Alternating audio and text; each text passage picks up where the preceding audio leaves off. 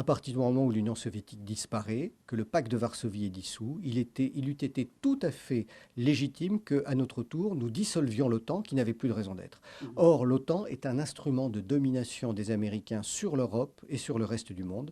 Et donc, normalement, si l'OTAN avait été dissous, il n'y aurait pas eu d'extension de l'OTAN et cette guerre n'aurait jamais dû avoir lieu. Mhm. C'est un point qui est absolument essentiel parce que finalement, ce sont les provocations occidentales et essentiellement américaines d'extension de l'OTAN qui ont poussé les Russes dans leur retranchement et qui les ont obligés à réagir. De facto, aujourd'hui, l'Ukraine est dans l'OTAN, Mhm. puisqu'on lui livre des armes, puisque ce sont des Canadiens, des Britanniques et des Américains qui forment depuis des années l'armée ukrainienne. Mhm. D'une certaine façon, c'est une forme de provocation supplémentaire vis-à-vis des Russes.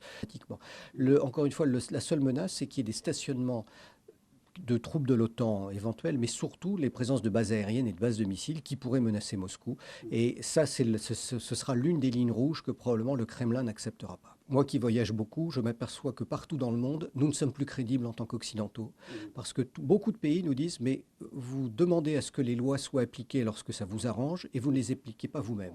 Premier exemple, 1999, en Serbie, les frappes occidentales sont démesurées. On lance une campagne militaire contre un pays auquel on ne déclare même pas la guerre et en falsifiant l'information.